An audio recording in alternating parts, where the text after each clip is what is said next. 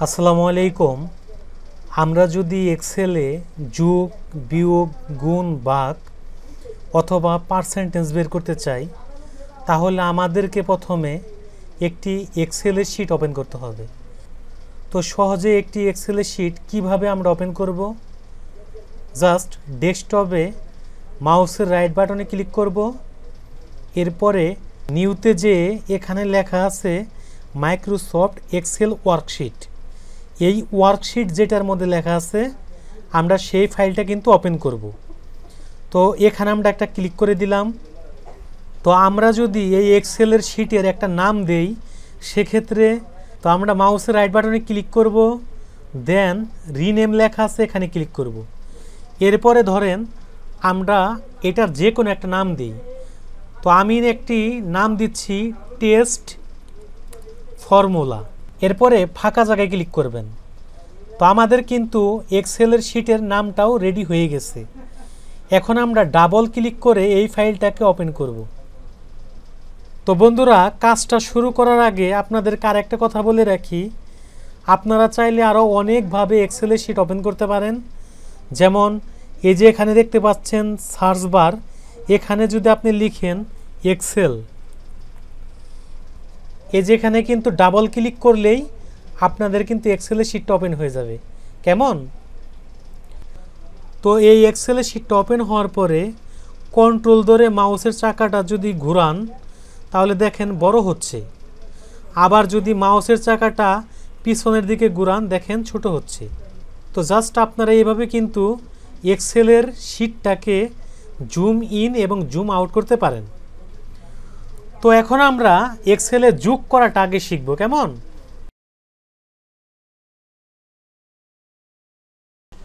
তো আমরা যদি এক্সেলে যোগ করতে চাই, ধরেন তো আমি যোগ করব 8 আর 5। আমরা সাধারণত 8 এবং 5 দুটা যোগফল কত? 8 আর 5-এ কত হয়? 8 আর 5-এ 13 হয়। আমরা এক্সেলের সূত্রের মাধ্যমে দেখব 8 আর 5-এ 13 হয় কি না। তো এক্সেলে যে কোনো ইকুয়েশন বা ফর্মুলা করেন, আপনাদের প্রথমে একটি ইকুয়াল চিহ্ন দিতে হবে। তো আমি এই ঘরে যোগফলটা নির্ণয় করব। তো আমি প্রথমে দিলাম ইকুয়াল চিহ্ন, এরপরে আমি এই 8-এর ঘরে একটা ক্লিক করব, দেন যোগ চিহ্ন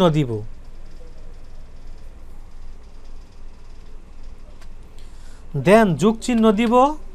এরপরে এই 5-এর ঘরে ক্লিক করব। এরপরে আমি কিবোর্ড থেকে এন্টার বাটনটা প্রেস করব। দেখেন আমার কিন্তু যোগফলটা হয়ে গেল। ধরেন আমার এখানে 8 হবে না, হবে 9। আমি যদি এখানে 9 লিখি এবং ফাঁকা জায়গায় ক্লিক করি, দেখেন অটো কিন্তু সূত্রটা নিয়ে নিছে। ধরেন এখানে 5 হবে না, হবে 6। এরপরে ফাঁকা জায়গায় যদি ক্লিক করি, দেখেন 9 আর 6 15, অটো নিয়ে নিছে।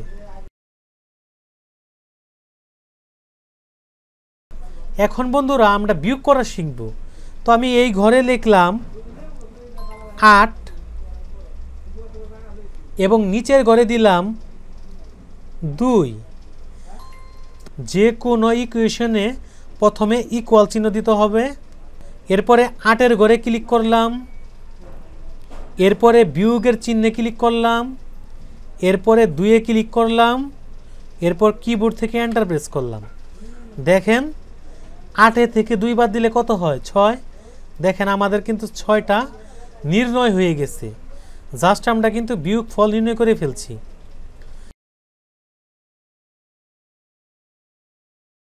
এখন বন্ধুরা ঠিক একইভাবে আমরা গুণন করব। তো গুণনটা করার জন্য প্রথমে ধরেন আমি দিলাম 7, নিচে দিলাম 3। তো 3 7টা কত হয়? 21 হয়।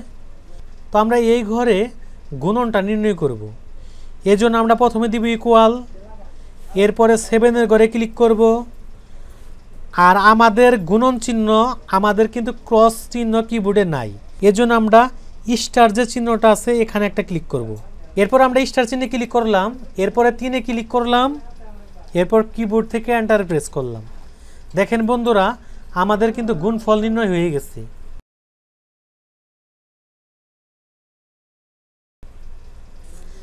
এখন আমি যদি ভাগ করতে চাই সেক্ষেত্রে কিভাবে করব?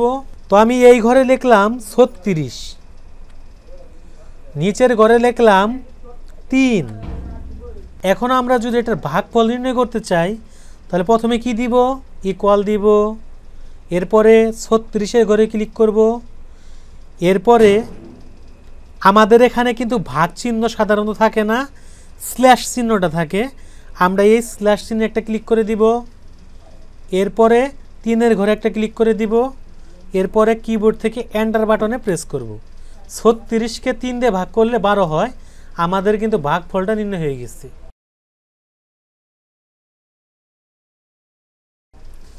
তো বন্ধুরা, আমরা যোগ বিয়োগ গুণ ভাগ সবই দেখলাম। এখন আমরা শতকরা বা পার্সেন্টেজ কীভাবে বের করে সেটা আমরা দেখব। তো বন্ধুরা, এখন আমরা যদি পার্সেন্টেজ বা শতকরা বের করতে চাই সেটা কিভাবে বের করব? ধরেন আমি একটি দোকানে আম কিনতে গেছি, আমের দাম হইল 200 টাকা কেজি। দোকানদার আমাকে ধরেন 5% ছাড় দিছে। তো এখন এই 200 টাকার 5% কত হয় সেটা আমরা এখন বের করব। এজন্য আমরা ইকুয়াল দিব, 200-এর ঘরে একটা ক্লিক করলাম, এরপরে আমরা স্টার বাটনে ক্লিক করব, এরপরে কত পার্সেন্ট? 5%। তো এরপরে শিফট ধরে 5 নাম্বার কিতে প্রেস করব, কারণ এই 5 নাম্বার কির উপরেই পার্সেন্টেজটা আছে। দেওয়ার পরে এন্টার বাটনে ক্লিক করব। তো বন্ধুরা, আমরা কিন্তু 200 টাকার মধ্যে 5% ছাড় দিয়ে 10 টাকা আমরা ডিসকাউন্ট পেয়ে গেলাম। ঠিক আমরা যদি 500 টাকার মধ্যে পার্সেন্টেজ করি, তো বন্ধুরা ঠিক এভাবে আমরা যতগুলা এরকম ফর্মুলা তৈরি করব। তো আমি যদি একাধিক ইকুয়েশন করতে চাই, জাস্ট আমরা কিন্তু এই প্রথম ইকুয়েশন করার পরে এই যে ছোট প্লাস আইকনটা আছে এখানে ধরে যদি টান দেই, দেখেন আমার কিন্তু সবগুলার ইকুয়েশন এক টানে হয়ে গেল।